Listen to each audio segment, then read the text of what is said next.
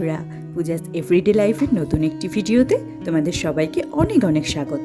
আমার প্রত্যেকটি ভিউয়ার্সের সুস্থতা কামনা করে আমি আমার নতুন ভিডিওটি শুরু করছি। আর ভিডিওর প্রথমেই তোমরা দেখতে পাচ্ছ আমি আমার ঘরটা পরিষ্কার করে নিচ্ছি। আসলে আজকের অফ ক্যামেরাতেই ঘরটা ঝাড় দিয়ে নিয়েছি, তাই প্রথমেই ঘরটা পরিষ্কার করে নিচ্ছি। আর এখন দেখো আমি এই ঘরের জানালাগুলো খুলে নিচ্ছি যাতে একটু আলো বাতাস আসতে পারে। আমি এই ঘরে বিছানাটা ঠিক করে নেব। আসলে কি হয়েছে, বাইরে না হাজব্যান্ড এখন একটু এক্সারসাইজ করছিল, যার কারণে বাইরের ফুটেজটাও দিতে পারিনি। আর এখন আমি ঘরটা পরিষ্কার করে নিচ্ছি। এই ঘরটা আগে করে নেব আর তারপরে আমি আমাদের বেডরুমটাকে ক্লিন করে নেব। এখন তাড়াতাড়ি এই চাদরটাকে ঠিক করে টান করে পেতে নিচ্ছি আর তারপরে ওই ঘরটা পরিষ্কার করে নেব। নিলে মোটামুটি আমার বাসি কাজ আজকের হয়েই যাবে। ঈদের ছুটি ছিল বলে একটু না দেরি করেই উঠেছি। আর কি বলতো, আমার সাথে তো প্রায় সময় এটা হয় যে যেদিনকে ছুটি থাকে সেদিনকে যতই একই সময় উঠি, কিন্তু তবুও একটা মনের মধ্যে শান্তি কাজ করে যে আমাকে অ্যালার্মের আওয়াজে উঠতে হবে না, আমি তখনই উঠবো যখন আমার ইচ্ছা হবে। এতদিন তো ছেলের গরমের ছুটি ছিলই, কিন্তু তবে কি বলতো, গরমের ছুটিতে অনেক দিন ছুটি থাকতে আমার যতটা না ভালো লাগতো, এই সারা সপ্তাহ স্কুল বসার মাঝখানে একটু ছুটি থাকলে সেটা যেন বেশি ভালো লাগে। অনেকটা কাজের মাঝখানে একটুখানি ছুটি যেন বেশি স্বস্তি দেয় আমাকে। আর এখন আমি বিছানাটাকে ভালোভাবে ডাক করে নেব, নিয়ে বিছানাটাকে ঝেড়ে নেব, নিলেই বিছানাটা পরিষ্কার হয়ে যাবে। আর বিছানাটা গোছানো হয়ে গেলে দেখবে ঘরটা দেখতে আপনি অনেক বেশি গোছানো আর সুন্দর লাগে, যার কারণে বিছানাটাকেই সবার আগে নিয়মিত পরিষ্কার রাখাটা খুব দরকার। যদিও বিছানা গুছিয়ে নেওয়ার পরেই আমি ঘরদোর ঝাড় দেওয়া বা মোছা পছন্দ করি, কারণ তাহলে যেহেতু ধুলোগুলো একেবারে পরিষ্কার হয়ে যায়। কিন্তু আজকের না যখন কাজটা শুরু করি তখন আমার ছেলে ঘুমাচ্ছিল, যার কারণেই আগে আমি ঝাড় দিয়ে নিয়েছি।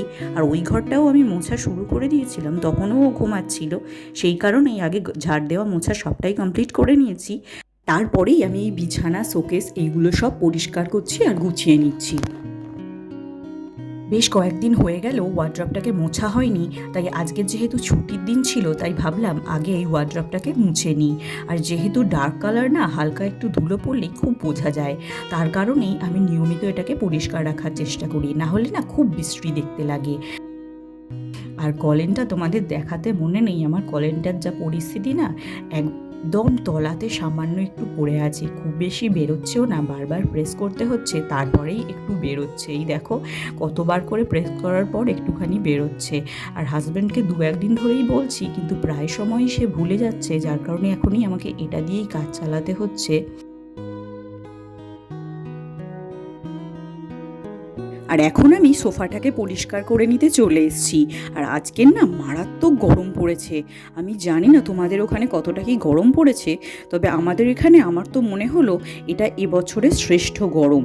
ছেলেদের স্কুলে যখন গরমের ছুটি চলছিল তখন কিন্তু এতটা গরম ছিল না, আর এখন বরং ছুটিটা শেষ হয়ে যাওয়ার পরই গরমটা বেশি পড়েছে।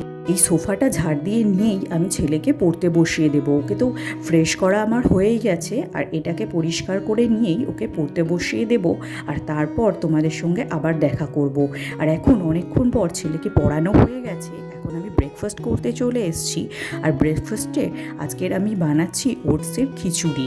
আর তার জন্য একটা বাটিতে তোমরা তো দেখলেই যে ওটস আর মুগের ডাল নিয়ে নিয়েছি, আর একটাতে নিয়েছি আমি বিভিন্ন রকমের সবজি যা ঘরে ছিল সব কিছুই কেটে নিয়েছি। নিয়ে এখন প্রেসার কুকারের মধ্যেই আমি খিচুড়িটা বানিয়ে নেব। তবে এই খিচুড়িটাও খেতে কিন্তু বেশ ভালো লাগে, সেভাবে আদা রসুন না দিয়ে করলেও কিন্তু খেতে খুব একটা মন্দ হয় না। চালের খিচুড়ি করলে তো প্রচুর আদা রসুন দিতে হয়, কিন্তু এটা তো আমি আদা রসুন ছাড়াই সেভাবে বানাচ্ছি, শুধু কয়েক কোষা রসুন কুচি দিয়ে দিয়েছি, তাতেও কিন্তু খেতে বেশ ভালোই হয়। আর আজকের এটাই আমরা সবাই সকালে ব্রেকফাস্টে খেয়ে নেব। আর দেখো ওদিকে আমার মোটামুটি সব কিছু কষিয়ে নেওয়া হয়ে গেছে, এবার মশলাটা দিয়ে দিচ্ছি। আর দিয়ে সেগুলোকে কষানোর পর আমি ওটস আর ডালটা তুলে দিচ্ছি, দিয়ে এগুলোকে ভেজে নিয়ে তারপরে আমি জল দিয়ে দেব, তাহলেই হয়ে যাবে মোটামুটি। আর তারপরে কয়েকটা সিটি দিয়ে নেব। যদিও আমি জানি তোমরা অনেকেই রেসিপিটা জানো, আমি তোমাদের সাথে রেসিপিটা সেই অর্থে শেয়ার করছি না যে তোমরা জানো না বলে, শুধু আমি কিভাবে বানাই সেটাই তোমাদের সাথে শেয়ার করলাম। আর এদিকে দেখো প্রেসার কুকারের ঢাকা দিয়ে দিয়েছি, এবার শুধু কয়েকটা সিটি। আর এই যে আমার খিচুড়ি রেডি হয়ে গেছে, আর এদিকে আমি খিচুড়িটা বেড়ে নিচ্ছি। আর আজকের না খিচুড়ির সাথে সাথে ডিম সেদ্ধ করেছিলাম, আর ডিমটা ফ্রিজ থেকে বার করে সঙ্গে সঙ্গে দিয়েছিলাম বলে দেখো তার কী রূপ আকার হয়েছে। এখন আমার ব্রেকফাস্ট করা হয়ে গেছে, আর রান্নাঘরে চলে এসে আমি ভালোভাবে আগে সবজিগুলোকে গুছিয়ে কেটে নিয়েছি, আর তারপরে আমি রান্নাটা শুরু করছি। আর আজকে এর মাছের ঝোল আর একটা চচ্চড়ি বানাবো, তোমরা তো দেখলেই। যদিও তোমাদের মনে হতে পারে যে আমার প্রত্যেকটা ভিডিওতে প্রায় একই রকমের রান্না, অ্যাকচুয়ালি হ্যাঁ, আমাদের বাড়িতে না এই ধরনের রান্নাটা একটু বেশি হয়।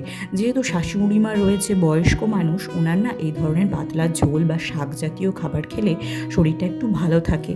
আর সবার জন্য সব রকম তো বানানো যায় না, যেহেতু আবার হাজব্যান্ডেরও বিভিন্ন রকমের অসুবিধা রয়েছে, তোমাদের আগে বলেছিলাম। সেই কারণে এই ধরনের খাবারই একটু বেশি হয়, তাতে সুবিধা হয় আমারই। কারণ এমনিতেই আমাকে 2-3 বার ধরে রান্না করতে হয়, আর তারপরে যদি প্রত্যেকটা মানুষের জন্য আলাদা আলাদাভাবে করতে হয় তাতে তো খুব অসুবিধে হয়ে যায়। যার কারণে আমাদের বাড়িতে ঝোল আর শাক জাতীয় জিনিসটা প্রায়শই দেখতে পাবে। আর এদিকে দেখো আমি ঝিঙে, বরবটি আর আলু দিয়ে একটা ঝোল বানাচ্ছি, মাছের পাতলা করে ঝোল করব। আর একটা ওদিকে আমি চচ্চড়ি বসাবো। আজকের এই ঝোলটা বানানোর জন্য আমি জিরে, সর্ষে আর ওর সঙ্গে মৌরি আর তার সঙ্গে কয়েকটা কাঁচা লঙ্কা একেবারে বেটে নিয়েছি। যদিও আমি রোজই কাঁচা লঙ্কা বেটে নিয়েই রান্না করি, আর আমি কিন্তু মশলাটা হাতেই বাটি, মিক্সিতে বাটি না, শিলনোড়াতেই আমি মশলাটা বেটে নিই। আর ওদিকে ঝোলটা বসিয়ে দিয়ে এদিকে আমি উচ্ছে চচ্চড়ি বসাচ্ছি। এটা অ্যাকচুয়ালি শাক দিয়েই চচ্চড়িটা হবে। আর এদিকে দেখো আমি উচ্ছেটা ভেজে নিয়েছি, নিয়ে এতে পেঁয়াজ দিয়ে দিয়েছি। পেঁয়াজটা ভাজা হয়ে গেলে সবজিগুলো দিয়ে দেবো, দিয়ে রান্নাটা সেরে নেব। আর আমি না আগে নিত্য নতুন রান্না বানানোর চেষ্টা করতাম, তবে কি হয় বলো তো, নিত্য নতুন যতই বানাই না কেন তার সঙ্গে আমাকে এই ধরনের খাবারও বানাতে হতো। তার জন্য আমি বেশিরভাগ দিনই ওই ধরনের খাবারগুলো বিকেলবেলা বানানোর চেষ্টা করতাম। আর যেহেতু এখন হাজব্যান্ডও খাচ্ছে না ওই ধরনের কিছু খাবার, তার কারণে এই রকমই বানাতে হচ্ছে। আর এদিকে আমার ঝোলটাও হয়ে গেছে, আমি নামিয়ে নিচ্ছি। আর ওদিকে আমার চচ্চড়িটাও কমপ্লিট হয়ে গেছে দেখো।